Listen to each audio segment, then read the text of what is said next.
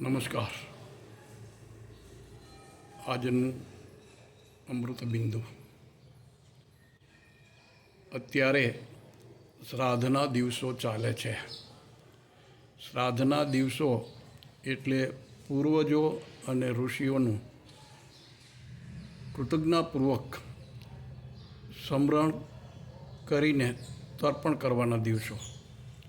જેણે આપણા માટે ચામડી ઘસી નાખી, લોહીનું પાણી કર્યું, એ સૌનું શ્રદ્ધાથી સ્મરણ કરી અંજલિ આપવાના આવે તેને શ્રાદ્ધ કહેવામાં આવે.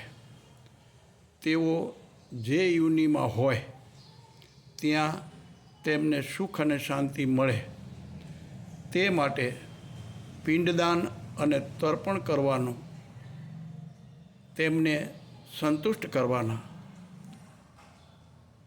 તેનું નામ શ્રાદ્ધ. આવું શ્રાદ્ધ કરવા માટે ભગવાન સૌને શક્તિ, સમજણ અને ભાવ આપે એવી પ્રાર્થના. અસ્તુ. જય યોગેશ્વર. સર્વત્ર સુખી ન સંતુ. સૌ સુખી થાઓ તેવી શુભેચ્છા.